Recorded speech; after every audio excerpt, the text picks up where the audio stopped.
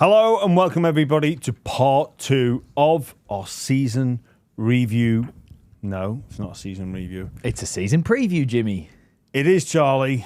It is. That's the first mistake of many To come in 2026. I was going to do a big six again and start again, but you've decided no. But this is our season preview part 2, looking at the ladder. We're also going to give our state of origin predictions. In fact, should we just start off with Bloody that? oath. Let's go. New South Wales 3-0, Jimmy. So I'm chasing the story. Mm-hmm. I'm predicting the dream headlines. New South Wales win the series 2-1 via a Zac Lomax field goal. So you think he's back in the NRL, playing for the Melbourne Storm? He'll be playing for somebody.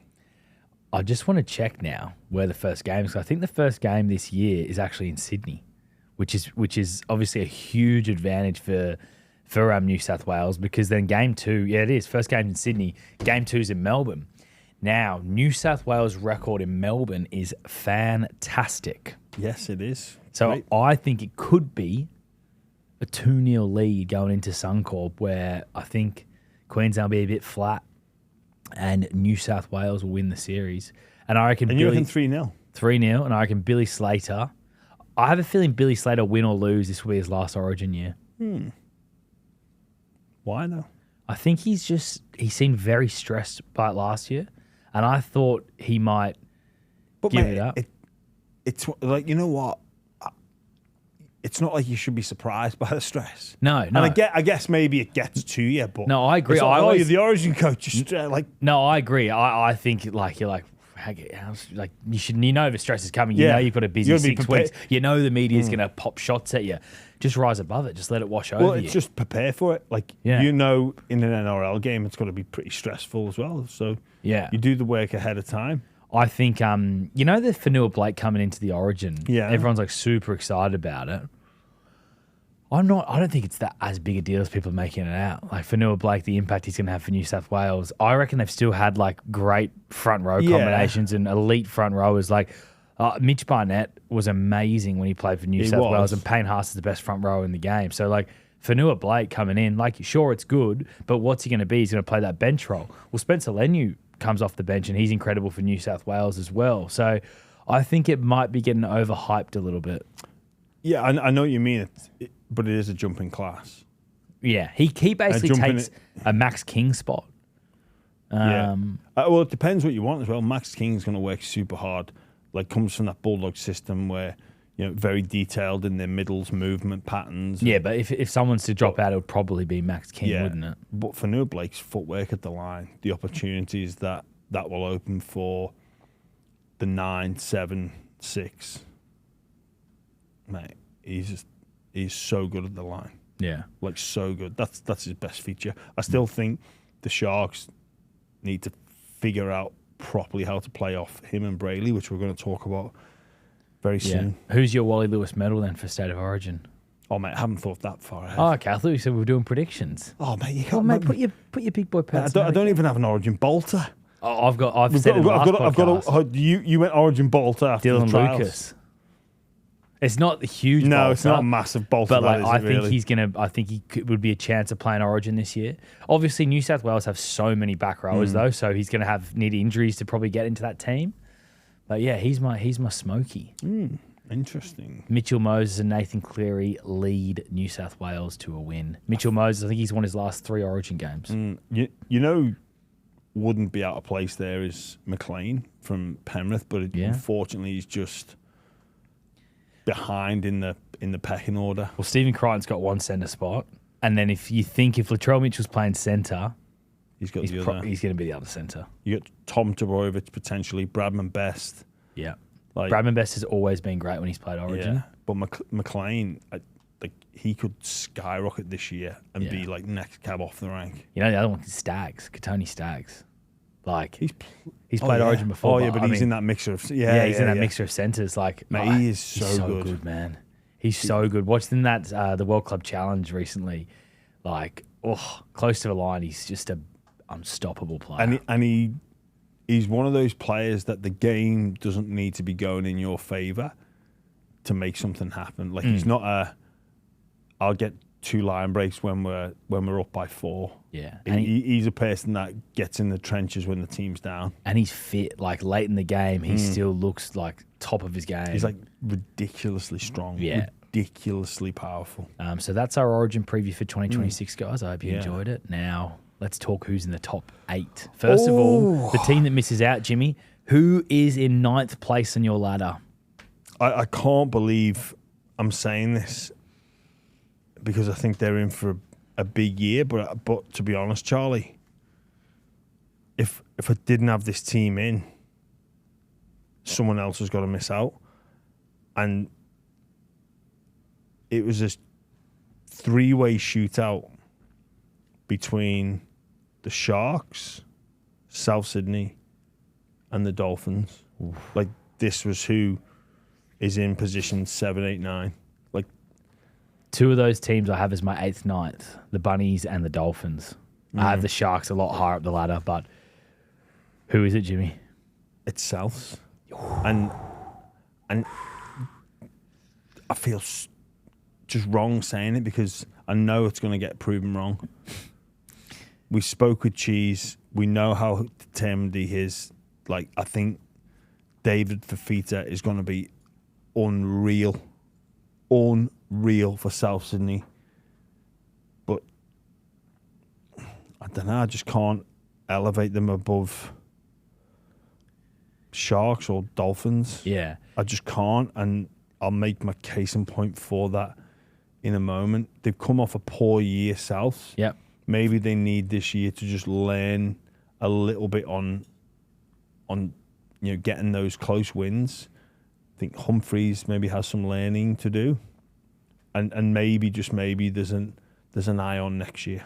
But there's some players that probably want to put themselves in the shop window as well. Yeah. I think we will see some player movement. I think with even without Payne Haas coming in, it's not a massive difference on their salary cap. They went heavy for their own in Keon Kaloa-Matangi. They've spent more, but I think you'd be naive to think, Latrell Mitchell, Jack Whiten on, probably average out $2 million. Both centres. Probably something's got to give there. Campbell Graham on good coin. Well, Campbell Graham looks like he's going to be on one of the wings this year, not in the centres. Obviously, as you said, Whiten and Latrell, they've got players everywhere. I had them in 8th, Jimmy, and it was a really tough call between the Bunnies or the Dolphins. I don't think there's a wrong or right answer. No. What's going to determine these is probably going to be injuries this year. Yeah. 2024 was a heartbreaking year for South in terms of injuries, and 2025 was the exact same. Now, well, I went strong on the middle 8, as I call them, like which team's going to get the ball by the horns and go on a run and hit form. But you're right that the negative side of it is that there'll be a team inside that middle 8 that can legitimately say, well, just injuries gave us no chance. That was South Sydney last year. Yeah. This left edge they've put together is going to be incredible. When they made the grand final in 2021 against the Penrith Panthers, they were so dominant on their left edge. And this year, it's even better than it was back then. You've got now Cody Walker, and outside of him is David Fafita, who is going to require so much attention close to the line. And outside of David Fafita is Latrell Mitchell, who is going to require so much attention close to the line. And then you've got Alex Johnston on the wing, who could bloody break the record first game back. That's how good this left edge attack's going to be. But whatever you do, don't storm the pitch. Storm away. Storm away, get on the field, get amongst it. If we all rush together, they can't do anything about it. If you go as one. Who's we? Everyone in the stadium. If you all go together, they can't do anything about it. We go as one and we get on the field. They can't arrest us all. I'm not even. Or are they gonna make you escape? Make an example of you. Exactly. I'm not even an AFL fan, and I was at the game where Buddy Franklin kicked his 1,000th goal. I was with Jordan actually, and we stormed the field. Jordan loves AFL, but we stormed the field and ran on behind Buddy Franklin. If you all do it, they can't do anything about it. Okay. So that's the lesson for I think today. your excuses, look, just the occasion got the better of me. Yeah. Do you know what? The dream would be to be doing sideline commentary for that moment, and then you run on the field, be a bit cheeky, maybe grab him for a chat, push the envelope, try put the microphone under his mouth, like Mid-game. How'd you feel, AJ? You've just broke the record. Yeah. Get off. That audio will be used everywhere. That would be the goal. But no, one of the biggest parts about this team, that left edge is unbelievable. For you, is that one of the more, I don't know, scary propositions in the NRL? Yes, it is. I do, however, feel, if we're looking at weaknesses in this team, their middle is still a little bit fragile. And I know Keon will likely be in the middle alongside people like Jairo, Cam Murray if he can stay fit, but there's not a lot after that. And maybe there's some players waiting in the wings. They've obviously lost Davey Mawali to the Melbourne Storm. So they're a little bit light on when it comes to middle. I think, they've got some really strong hard workers there in Tallis Duncan and the like. We don't want to jump ahead, but if you throw Payne Haas into that mix, he's like an absolute game changer to that pack. If they can keep Murray, which I think they will, and add some things around him, maybe they could go places. But I just think it's Brandon Smith, dynamite out of dummy half. I think he suits the style that Souths are going to look to play. Any quick ruck, he's going to go, and then they're just going to jump, flood the middle. Again, expect to see Latrell Mitchell pop up in the middle of the field at times to support the likes of Brandon Smith. There's a lot to like about Souths, but I just don't have room for them in my eight. Yeah, and that's not a negative. That's not a negative at all. Again, this is the strength of the competition, Charlie, and this is why I say there's teams now that won't play finals. Well, Jimmy, they'd be your biggest... A number of them that would warrant a place there, that would improve... They would improve the finals and make it better, make it more exciting. Well, you having the Bunnies in ninth makes them the biggest risers in 2026. No other team's going to rise up the ladder like that. Yeah, exactly. So it's not insulting at all to say that. The Cheese thing is obviously he's very, very close friend of ours, and he's sober, he's fit and firing. And he could be the real point of difference. Yep. Like, he really could be. Yeah, I thought he was fantastic falling back the last few games of the season anyway last year. Yeah, and, stress out of his life makes a huge difference. Yeah.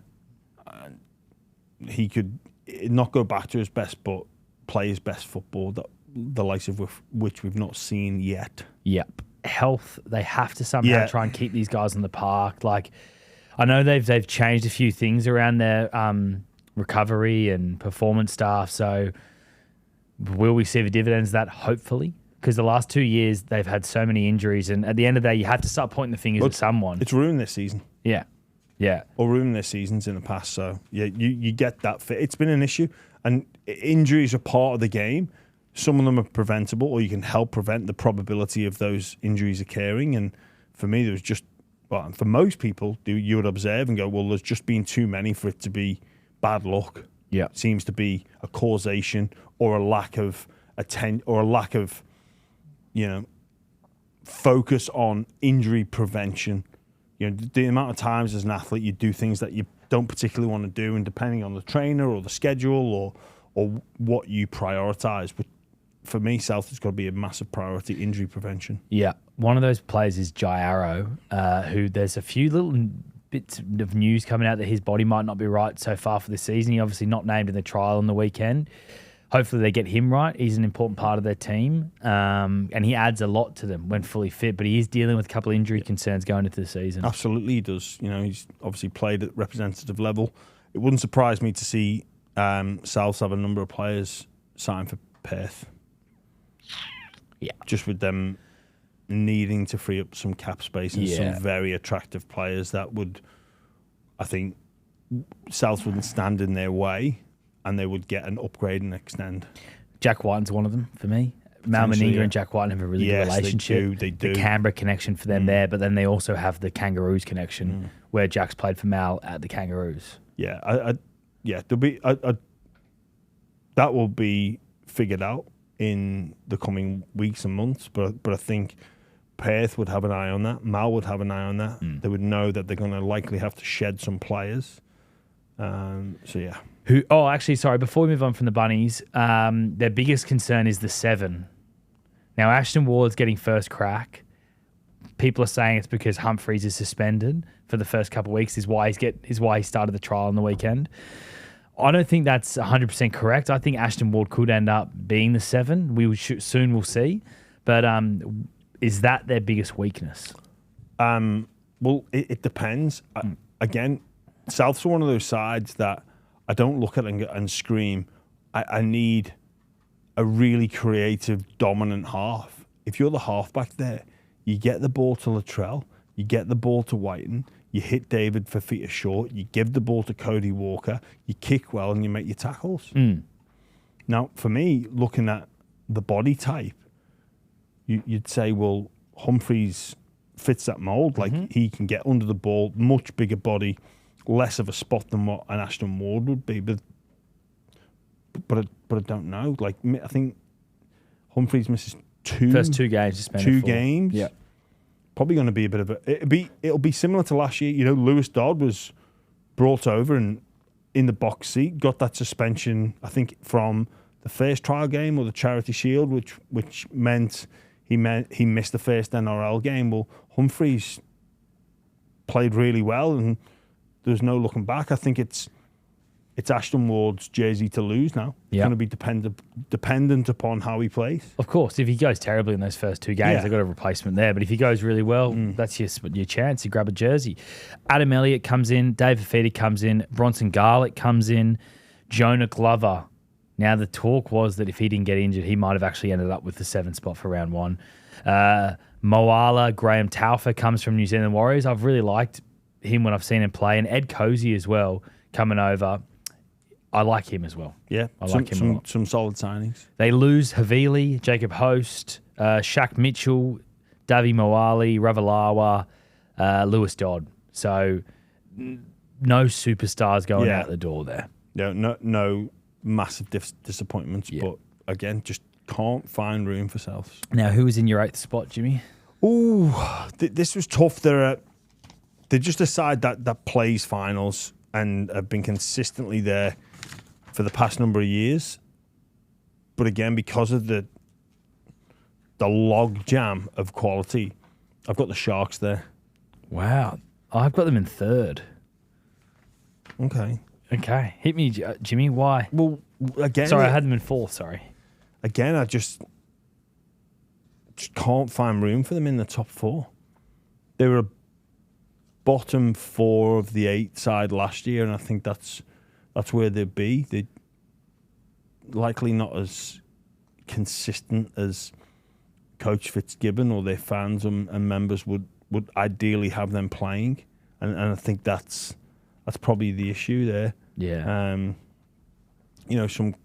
Will Kennedy given a 1-year extension, it's not exactly screaming faith in you're our number 1 moving forward for the long term. That I know that they're pretty log jammed in terms of, well, the top 8 is log jammed, but also they're pretty log jammed in terms of their salary cap for this year. I think it does free up maybe next year or the year after. It does. Next year they've got a bit of money to spend because they've got a ton of players coming off contract, and Sione Katoa, Will Kennedy, Cam McInnes, Jesse Ramian, Toby Rudolph, Sam Stonestreet, Talakai, Braden Ueli, like all these guys are off contract at the end of the year. And, some of them are paid all right. Like Uele's on big money. Alan Uele is on big money. Expect to see players fighting for position. They're probably a bit of an oversupply in the middle. And, I've watched the Sharks, see them beat Melbourne, get up for that. But like I've said many, many times on this podcast, and they go and lose to a severely understrength Sydney Roosters side.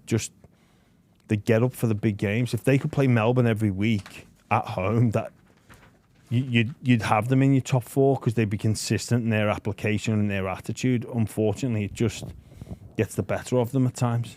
I do disagree with you on this one. I think they're actually one of the real contenders this year, the Sharks. I think they could accelerate. Of course, yeah. I think they've been there or thereabouts the last few years. 2 prelim finals in a row.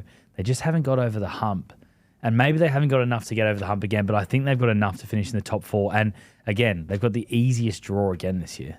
Easiest draw. Yeah, well, I don't know if there's an easy draw. I think people toss that up. No, but I'm not saying it's an easy draw. I'm saying it's the easy, easiest draw based on how many bottom 9 sides they play this year compared to how many top 8 sides from last year they play. I think that one of the biggest issues that the Sharks face is just figuring out exactly how they play and who they play off.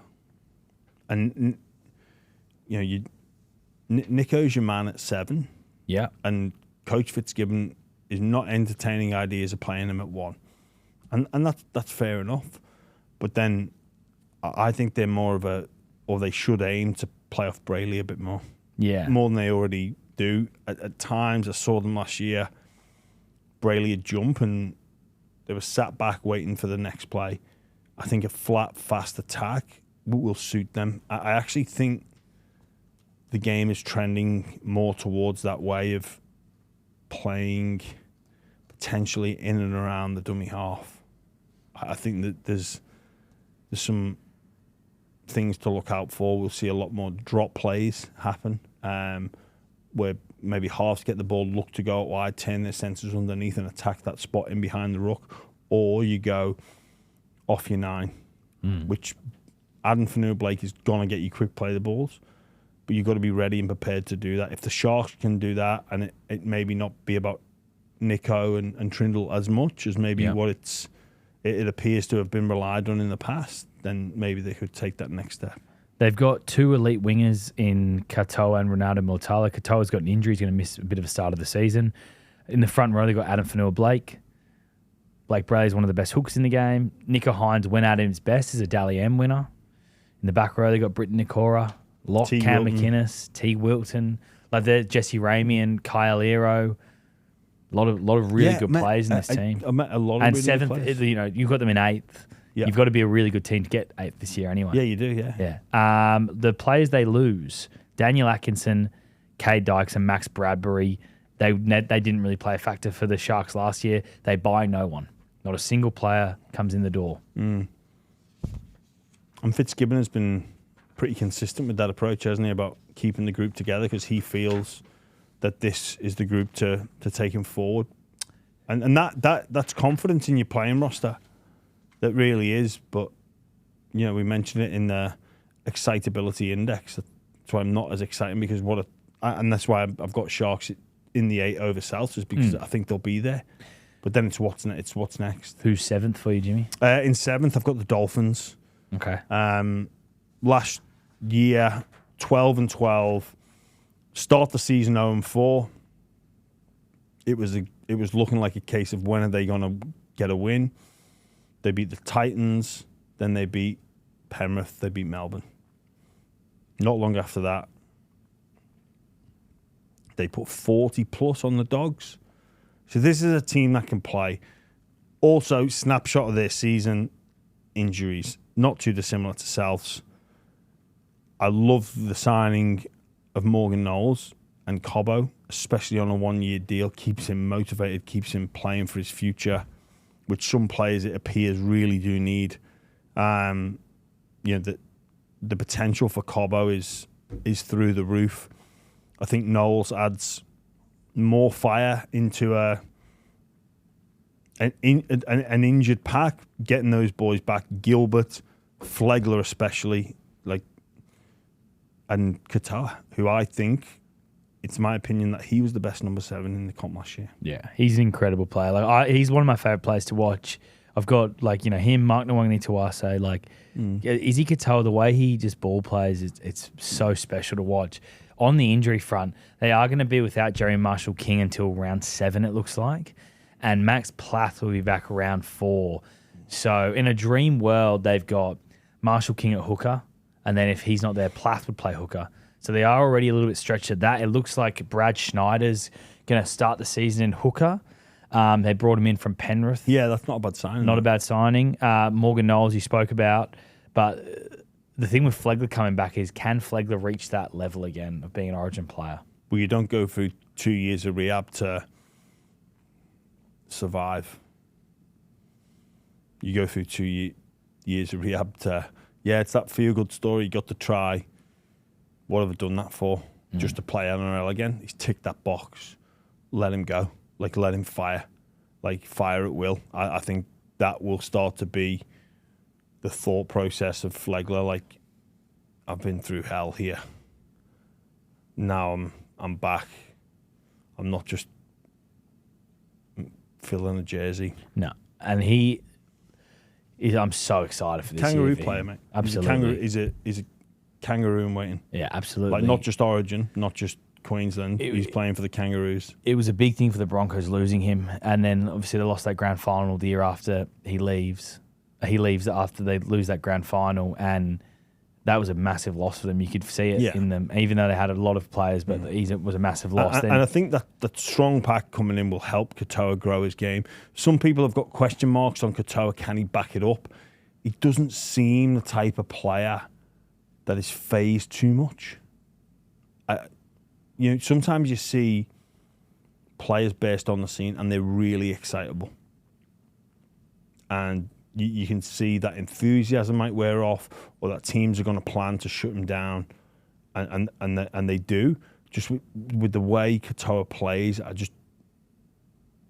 teams will pay him more attention, but I just think he's got it. He'll have it in himself to get over it. And I think Morgan Knowles coming in, like I've said before, more of a natural ball player, and his ability to get the ball to Katoa out the back gives, rather than trying to manufacture that pass, Morgan, it comes more natural to him.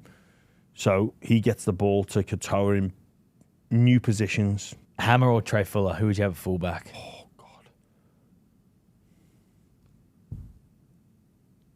Hammer. Fuller on the extended. Yep.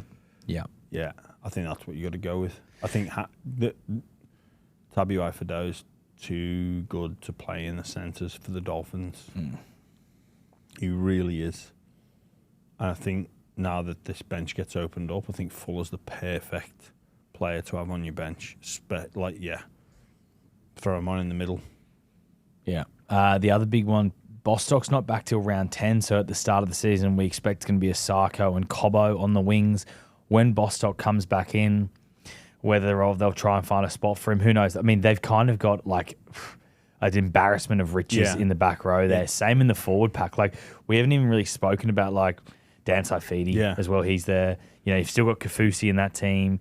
You've Gilbert, Plath, Vinifuia. Yeah, Frankie Molo. Yeah. Oh wow. Forget about Frank. Yeah. Well, we want to talk about depth. The Dolphins have depth. They do. They just want to avoid injury. Yeah. And even mate, we had Oren Keeley. Yeah. Like, all those injuries last year made some players become household names, and they lost some players. They lost Mark Nichols end of this year. He's retired. They lost All Blacks Taufo to the crosstown rivals in the Broncos, but they've still got so many great players, and those they're not the most sexiest additions, but like Morgan Knowles is going to be a great player according to yourself, and Sebastian Sewer from the Newcastle Knights, he's a squad player. He's someone there who can help out. Selwyn Cobbo as well. You've got them in 7th, Jimmy. Let's work up the ladder. Who have you got in 6th? 6th position, Charlie. Last year's minor premiers, Canberra Raiders. I'm not going to say that last year was an overachievement, but because I feel that they earned their minor premiership. Think back to that game against the Sharks on the buzzer in Canberra, galvanised the group. That really installed some belief in them, and the youngsters of in the halves, in the outside backs, KO Weeks, Ethan Strange, having the absolute season of their lives. If they can get anywhere near that, as well as Tarpany punching through the middle, I think Owen Patty is an absolute weapon. Now, where he fits in, because they obviously signed Brayley and they've already got Tom Starling, who I thought was phenomenal last season. Hudson Young, this is a good side. Oh, yeah. But I think, just again with the quality of teams, that's where the Raiders are. They've, the goal of Ricky Stewart now obviously will be, he'll feel he's got a premiership winning side, and they will start to have believed that. I do worry a bit that the psychological disappointment of last year. Not just that they went out in straight sets, but it's how they lost to Brisbane. Because, Charlie, we were at that game and it was over. Yeah, twice. They won the game twice. They celebrated like they'd won twice. Well, it wasn't just that. Zac Hosking, if he just doesn't touch the leg, if his charge down is 50 centimetres less exuberant, he doesn't hit that leg.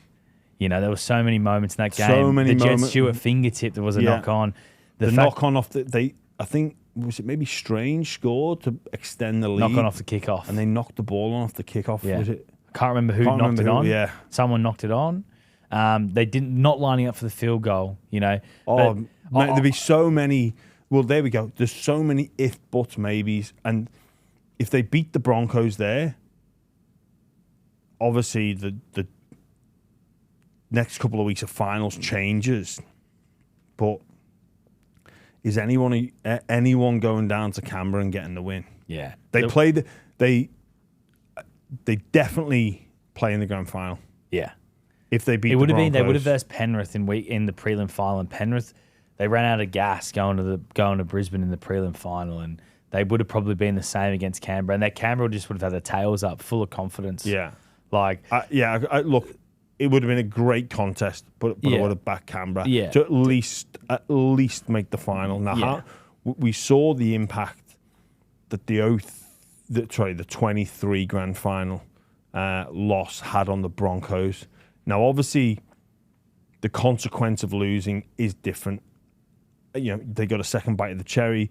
The Sharks beat them to the punch, but it looks like they were affected in that game. It looked like there was a bit of shell shock from the previous week's events. Yep. Obviously, Ethan Strange didn't play that game. He's a huge part of the makeup of that side. And we can't underestimate the what was it, 10, 15 extra minutes they played in that game as well. They just zapped them. Yeah. The fatigue from that game. And then the short turnaround as well. They went from Sunday to Saturday. But Charlie, that game, it's more the mental scars. You could just tell looking at them, it just wasn't the same. They looked like they were in a state of shock. I had the Raiders in 5th on my ladder, and I really debated between the Raiders and the Sharks, one of those teams being 4-5. You've got them in 6. The thing that is important as well, they were the hunters in 2025. A lot of people were tipping us for them for the spoon, not just us. It changes when you're the hunted, Jimmy. It does. It certainly does. And teams sometimes take a year to catch up on that. Yeah. And Strange isn't going to surprise anyone. Neither is KO Weeks. Yeah. Joey Tarpany has never, ever surprised anyone. We know what he brings each and every week, but those two in particular, it's time to aim up on those two if you're the opposition. They got a top 2 front row in the game in Joey Tarpany. They've got a top 2 or 3 back row in the game in Hudson Young. I think he was the best last year. I think he's the best back row in the game in Hudson Young. You've got elite centres, Matt Tomoko. Some defensive concerns around him, but when he's got the ball in his hands, he's fantastic. You know, the spine, the inexperience in the spine is probably the biggest question mark. Is can KO Weeks, Ethan Strange, and Sanders produce at a premiership contending level? That will be the biggest question mark. Yeah, obviously Fogarty not retained. Big shoes to fill though. Like, he gets I don't like the rap that Fogarty gets. But it's not just... I know, but I think he just gets a bit of an unfair call on him sometimes. Raiders fans didn't view him as a clutch player. But I thought he brought a lot to that side. Yeah. That's just my opinion, my observations. Like, when it was coming up for contract renewal, I'm like, no brainer, because it was like 600s. Yeah. It's like, just get that deal. That's easy. But fair play to him. Like, you know, they've gone in a different direction. Yeah. I liked what I saw of Sanders when he jumped into the halves last year when he played a couple games, and he's got a big boot, really good kicking game. I think he's going to be a great player, Sanders. Yeah. Be interesting to see how Ricky Stewart themes the year. Obviously, well, they're being written off again. Yeah, but not the same. No, they are. How many times do you see a minor premiership team that won the minor premiership that just lost to the eventual premiers, Yeah, fair dues. Mate, they're paying like $20 on Ladbrokes. Then Like, that's pretty disrespectful. they're not going to have the inflatable hammer story either to galvanise them and say, look, they want us to fail. Yeah. And they had the thing with the Raiders, they had that friendly buy schedule as well towards the back half of the year. Yes, they did. Really tough start of the year, but then they could manage the back half of the year really well. You've got them in 6th. Who's in 5th? Now, the team next in 5th, it's the one I'm probably most unsure about. Roosters. I had them in 2nd. I'm just not sure. There's so much uncertainty around how this year plays out. For me, that's just my opinion. Uncertainty around what? Around DCE? 2 new spine players. Yep. Like I think Robson is a great acquisition for them. But Robson doesn't overcomplicate things. No, exactly. But it's a DCE thing coming in. I'm just not sure. The jury's still out on, is this combination going to work? The jury is still out. I'm not going to say the name of the ex-player I spoke to because it'd be unfair, but I spoke to an ex-player during the week who said that he's very, very worried about DCE and thinks that what he saw from him last year, there were signs that he's nowhere near the player that he once was, particularly on the defensive end. Well, of course he's not the player he once was.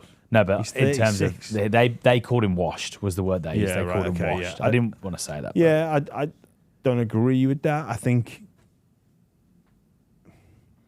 I remember Brett Morris, right? And Luke Keary said it, retire him, and he was at the Bulldogs, and he moved to the Roosters, and I think most people thought like, what's doing here? He wins a premiership. Like the change sometimes is all you need, a change of environment. DC's got a point to prove. Like, yeah, he was looking that way last year, but there's been players that have had outstanding careers that looks like they're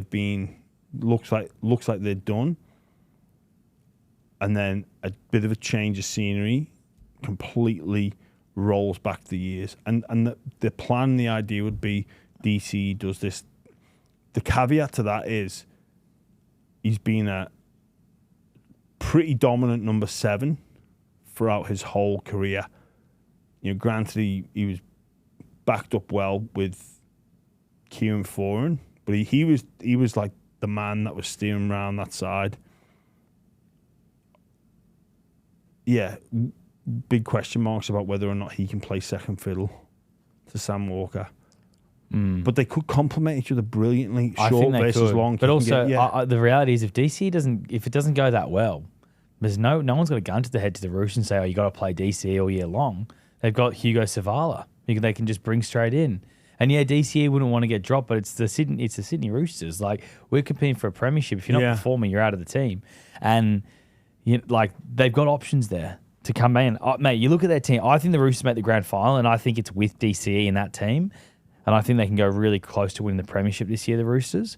Like, their team is just stacked. It is. It's unbelievable. Like, you've got at the back James Tedesco, Dom Young on one wing. Dom Young's not there. Sorry, I meant to say Daniel Tupou on one wing, Mark Nwangani Tuwasa on the other. Then you've got Robert Toyer in the centres. Then you've got. I'm aware of their side that they've got. Do you want me to run you through all the different international and rep players they have? I'm aware of this. I think,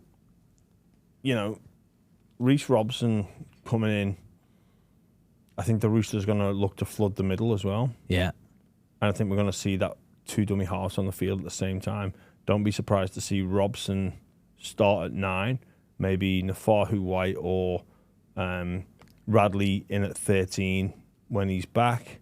After 20 minutes, 25, on comes Connor Watson, and they are just punching through the middle. Like, absolutely punching. 6 agains, repeat sets. I'm expecting to see that tactic. You know who they've also got there who could play lock potentially is Blake Steep. Now, I was speaking to someone close to the Roosters, and they have huge raps, and they think he's a future club captain for them, Blake Steep. Oh, wow. Yeah. Yeah, that's huge. Yeah. Huge Angus raps. Crichton in the back row, Nafahu White, Spencer Leniu off the bench. Oh, mate, well, I'm not Siwa Wong. Yeah. amazing side, Charlie. Amazing side. Like that's a team that can win a premiership. Mate, the competition is wide open. You've said that middle eight. Any side from that middle eight wouldn't surprise me in the final. So you've got, I think, genuinely, and others would say it's more than that, but I think you've got 12 teams competing for finals. And then of those 12, 9 can win the comp. At least 5 that maybe, actually, because I'll throw Raiders in there. Like 6, maybe. Well, you know what? Dolphins and Sharks. Honestly, I think there's 9 teams that can win the comp. Yeah, you're not going to be gobsmacked. They're not going to be writing books about, my goodness me, how did the Raiders win the comp? Or how it's a realistic possibility. There might even be 10 teams that can win the comp if you want to include the Warriors as well. Like if things go right for the Warriors, they've got stars some a lot. Yeah, they've got some X factors. Who's in 4th, Jimmy? The Canterbury Bankstown Bulldogs. I had them in 7th. Okay. Yeah, I just think last year is done. They showed improvement again, and I think now with a more settled side, plus the addition of Leo Thompson, is going to see them right into the top 4. They finished 3rd last year, where I predicted they would finish, if you recall correctly, and I've got them finishing 4th this year. Yeah, I think they're a contender again. Of course, the defense is incredible. How big is it, Jimmy, as a half for Lockie Galvin to have that preseason? Well, for any spine player, it's huge, especially being young. You know, we talk about the Roosters and how DCE will combine. Well, he's been there, done that, got the T-shirt. It's not his first rodeo. Obviously, Galvin, very inexperienced, having a full preseason, learning the shapes, learning the intricate detail of attacking football for the Bulldogs is a big deal for him. And how they figure out the Burton Galvin combination, if that's what they go with it, which I think they will. It's got so much upside. It's got so much potential. We saw glimpses of it last year.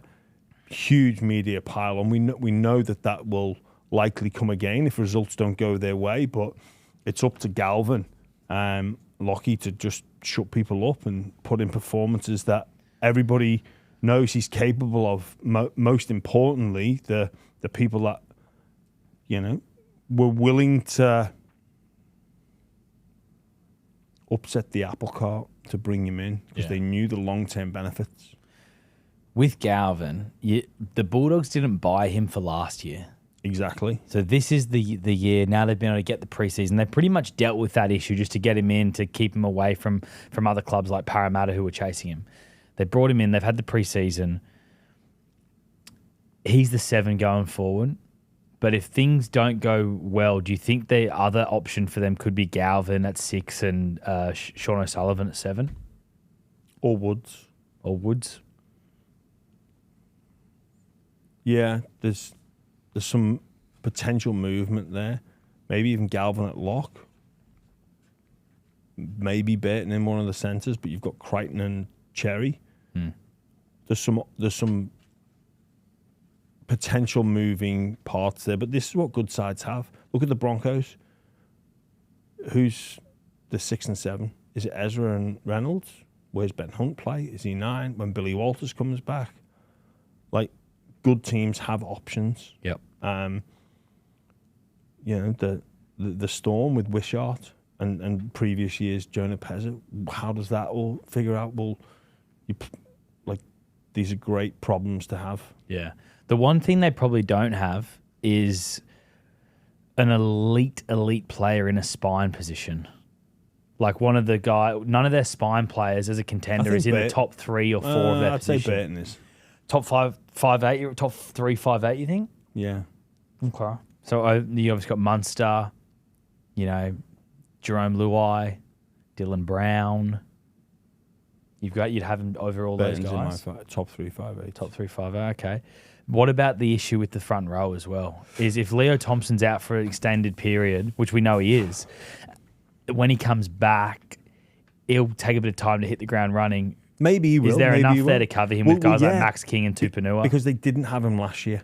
Yep. They didn't have him last year, and they've not really lost anyone of note. So if we look at their front row, if you've got King starting up front with Sam Hughes, Tupanua. Sam Hughes or Tupanua, and then you've got Salmon at lock, they kick out and Jacob Preston in the edge back row. That's the start and middle of that's the forward pack that got them through to the second week of playoffs. Yeah, that's a fair point. That got them into the top 4.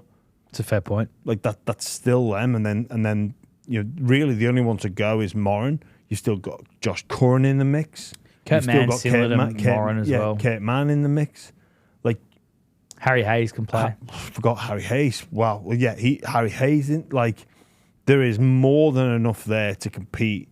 The reason they brought Leo in is to be that big alpha and make these other players better. But Leo Thompson didn't come in and displace 2 or 3 players as the big dog front row. They've still got enough there. Tupanua as well.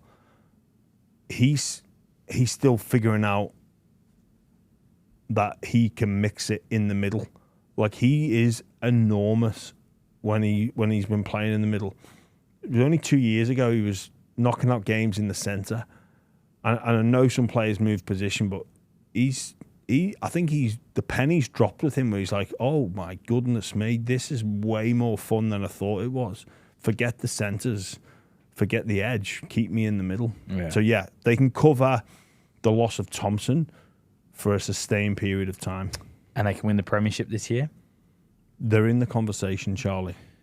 Dogs 4th, who's 3rd? 3rd is Brisbane Broncos. I had them at 6th. 6th? Yep. You're thinking they're going to drop off a cliff? I think so, yeah. Not drop off a cliff. I mean, they only came 4th. Like, yeah, true. But I think, I think they're probably going to come 6th. But anyway, let's talk about them. I think the belief the Broncos now have is vital. We can look back and go back to last year and talk about how they almost limped into the top 4, or it was fortuitous that they got in the top 4. Like, if the Warriors don't get all those injuries, they don't likely get it.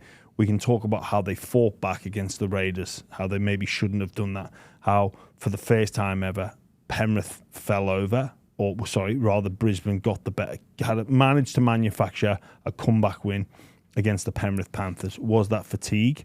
Was that the brilliance of the Broncos? We can talk about how they came back against the Melbourne Storm, these moments that all seem to go their way, and we can say, oh, it was luck. But I think what that has done to Brisbane now is we believe.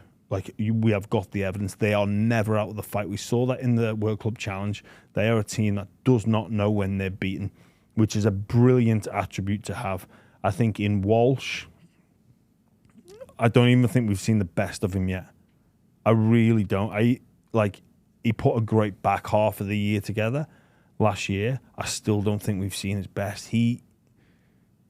I think he was exercising some demons from the concussions and people flying up the line. I think he's got more gears to go. I really do. But like, as strange as that may be to hear, I think he can go up another level. We saw glimpses of it in the World Cup Challenge, just when he gets on the outside of people. That speed is insane. That chase down on Pappenhausen, insane. His defense as well. He's like, at the 12 months ago when we previewed the Broncos, we weren't talking about Reece Walsh, the try saver. Now we are. Yeah. Reece Walsh, the try saver. Yeah. That performance in the grand final, up there with the best I've ever seen live. It was amazing. The plays they bring in, Grant Anderson, a bit of depth there in the wing spot, the outside backs. He likely won't be starting. Tom Duffy, who I thought was going to become a really good player at the Cowboys. He's in their system there. He's obviously probably not going to be starting this year. Obviously, next year they got Pezza coming in, so he's just more of a squad player. Allblicks Taufa, we've heard, is training the house down, but they've lost some players. Fletcher Baker walks out the door. Cody Black goes. Cobbo goes. Kobe Hetherington's probably the biggest loss. And then they also lose Tyson Smoothie as well. No one that's... Well, dramatic. Kobe Hetherington's a good player. Yeah, he is. The big loss is obviously the following year. Yeah. Like, what impact is that going to have on the group? Well, I don't think it's going to have an impact on Payne Haas. Payne Haas is still going to perform really well. But I do think it's really hard for Michael Maguire to keep teams up. That's one of his biggest weaknesses as a coach. He can't keep teams up. And with all the news coming out and all the reports about it's wearing thin, and you hear so many stories coming out of this camp in Toowoomba as well, the 2-week camp. Now they go over to England, they lose the World Club Challenge. If players weren't feeling that camp was the right thing to do, they definitely will be thinking that now after having lost the World Club Challenge. And it will be really interesting to see how fatigued they are already coming back from England and then playing Penrith in round one. Well, in reflection, it was an interesting choice for them to go and play that game because they didn't need to.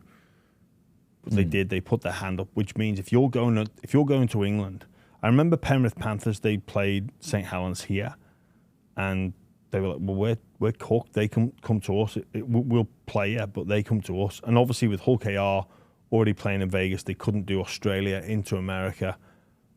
I mean, or could they if they really wanted it that bad? You know, if you think about Hull KR, they fly to Australia after this game. They play that game the weekend before Vegas, like they had done, and then fly from Sydney to Las Vegas. It's doable. Anyway, Broncos elected to play. They're going to win. They didn't. Some issues around their ball handling and every excuse in the world about why they didn't win, but they knew what they were getting themselves into. They wanted to win. Anyway, come back, a week's rest. It's Penrith, it's Para, it's Melbourne. Even if they're 0-3, we know the pressure's going to come. But what this side has shown is they're never out of a fight. They didn't particularly start the season well last year. They were bumbling around, and then all of a sudden it clicked. So they're very safe in the knowledge that, you know, I speak about the middle eight, and the Broncos aren't part of that, but they could dip to part of that at certain points of the season, but they can go 5 in a row easily in a heartbeat, and they can look like they're out of contention, and then all of a sudden they're back in. Yeah. They got so many stars in this team as well. Reece Walsh, obviously, Shibasaki and Staggs in the centres, Jordan Ricky in the back row, Carrigan at lock, Haas in the front row, Ezra Mann, Ben Hunt, Adam Reynolds. Like, the list just goes on and on and on. They wouldn't want this tag, but the season might just go the way. The comments around, you don't want to play them in finals. You know when there's teams, like I say, in that middle eight, and they float in between that? They could be one of those sides that's like, yeah, they're struggling at the moment, but you won't want to play them in finals because everyone knows that they can get hot. Yeah. They can get hot in a game in 20 minutes, and they can get hot in a season. Yeah. Are you worried at all about this sort of, it seems it's happened during finals, happened towards the end of the season, them being so poor to start games and then coming home so strong? It was the same in the World Club Challenge. They played so poor, and then they have this incredible rush of momentum towards the end of the game, but can they get away with that this year? Well, it's not ideal.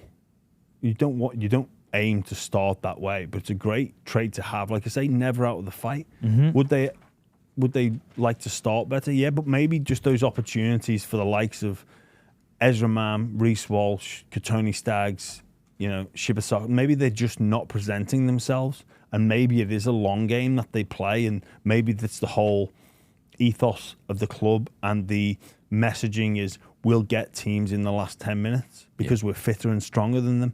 And when fatigue sets in, there's no one more dangerous than Reece Walsh. Half an incorrect decision, half a turn of a shoulder, half a foot out of line, half a gap, one turn in, one turn out. Thanks for coming. We've got 2 teams left, the Penrith Panthers and the Melbourne Storm. Who is in second place, Jimmy? Second, I've got the Storm. A few injuries, a few changing of players in the roster. Nothing you can do about Eli Katoa. They chose to let Nelson go. They chose to allow Ryan Pappenhausen to leave. Suafalonga, I imagine, gets the nod at fullback. We've seen the excitement around him and the potential with him. I think Jack Hetherington is a great signing. I think David Mawali is a good signing for 12 months as well. Coates out. if Lomax comes in, it makes them a completely different side. Adds so much. Where he plays would be really interesting. I reckon on the wing. Well, because Coates is going to be out for 3 months. But then when Coates and Warbrick are back... Yeah, then it becomes... Then maybe does he push into the centres? Because then you'd probably lose Nick Meaney or Jack Howarth from the centres. But then the other option is Nick Meaney at that stage could be playing fullback as well. You don't know how the Falongo test could go. So there's a lot of things... Yeah, they've had a bit of a change, a bit of a shake-up. I still think when I look back at last year, Melbourne... They would view it as we weren't consistent enough. We allowed too many teams back into the game, into games. I remember hearing Coach Bellamy say, "Our defense haven't won us a game this year. It was all about attack." And there was games where they blew teams out of the water and just sort of put the cue on the rack, which is very un-Melbourne-like. I reckon the preseason has been focused on that. I can see this Melbourne side putting the foot to the throat and destroying some teams, because that's what they're going to be about this year. And I think the burning desire for them to win some more with the likes of Grant as captain will be through the roof. Like they lost it, not in the same way as Brisbane lost in 23, but they almost had that one. They had chances to win. I speak about Canberra and the what ifs. They would review that game and say they lost it. That would be how Melbourne see or reflect on the grand final. Even without Ryan Pappenhausen, is it still the best spine in the game? I'm going to say yes, without giving that question too much examination. Yeah. I'm going to say yes. Yeah, it's incredible. Like the Hughes, Munster, Grant combination. Well, those three, doesn't need much of a fullback. And then Falongo. But no team has 4 rep players in the spine. And maybe. Well, not even the Broncos. Munster best do. 5'8". Yeah. Grant best dummy half by a very long way. Mm-hmm. And then you've got Hughes, who would be top 3. Yeah. Yeah. I'd probably have Moses and Cleary ahead of Hughes, and that's it. Just. Mm. Dally M, winner Hughes last year. No, Teddy got him. Yeah. Teddy got him, that's right. Maybe a couple years ago, Hughes. It was 2 years ago. There was one before. Yeah, one before that, yeah. You got them at second, which means you got the Penrith Panthers at first. It does. Potentially looking for their 5th premiership in 6 seasons, Jimmy. Yes. The reason I've got Penrith in this situation at finishing top is, for the first time in a long time, they're not having to deal with the loss of a significant player. Api Coruscant, the dummy half, I thought that was going to be just too big a loss to cope with. Like, he was so good out of dummy half. They had to change how they play, because only Api can get out and engage markers like him, which gave Yo and which gave Cleary and gave Luai so much room. Kick out, the devastation on that edge. He goes, that's a huge loss. Stephen Crichton, Jerome Luai. Okay, well, the dummy half isn't gone, but the halves pairing have been broken up. Didn't seem to matter. It took some adjusting. This time, for the first time in I can't remember when, they're not having to deal with that major wholesale changes. Yeah. So it's stable for them. Last year, they were bottom of the pile for a week. It was amazing that they got their act together. They made the finals. They were 5 minutes away from another grand final. I think they come back incredibly motivated, that they already were. Like, how that team keeps turning up week after week, year after year, after winning it as many times as they did. It's almost unfair in the competition. They've reimagined what it means to be great, redefined what it means to be great in the NRL era. People looking at previous St. George sides, Parramatta, Penrith Panthers in the modern era, no one even comes close to what they achieved. And it's not over yet. People saying it's over, they were quick to act and say it's not. And I just think they'll be more consistent this year with their play. I think McLean's got some heaps of improvement in him, and Yeah, I think they'll be minor premiers. They were last after, can't even remember, 10 12, rounds, 13 12 games, rounds, yeah. 13 rounds, are sitting in last place. They still nearly won the comp. Like, if they finished into the top 4, they would have won the comp, I think, without question. Well, they would certainly review it that way. I mean, the way things panned out, they ended up with a trip across the pond to then come back to then a trip to Brisbane. Like, not ideal. If they're in the top 4, it's in their hands to only go away potentially once, if at all. And then you like you said about Blaze Talangi, the growth he's going to have. It's I said McLean, but Blaze Talangi, yeah, he was brought to the club as a youngster. Best is yet to come. Best football, way ahead of him. Absolutely. And I it was the first point I wrote down to that Panthers was first year, no one is leaving. The players they've lost are squad players at best. There's no one there on that list who you're like, geez, that's a big loss for them. Not a single player. Like Dane Laurie provided some depth for them at times when they had injuries. But outside of that, it's no one dramatic at all. You've got them winning the premiership. I'm with you, Jimmy. I had them in first place. Going to be really hard to stop them this year. It sure is. And look, we've done our preview, which I guess we've got this now out there. People keep receipts. They certainly do. Who'll be the Canberra Raiders? Hopefully, we're on the money in some capacity, Charlie. It's been a lot of fun. Well, digging into this, and while we've been going through this, I've sort of been imagining in my head that I picked the ladder perfect 1 to 17, and then we can clip this back up and go 1 through to 17, and I nail it. And I get every single position right. That's the dream I have right now. That is the dream. Thanks for listening to our season preview, everybody. I hope you are all excited to strap yourselves in for season 2026.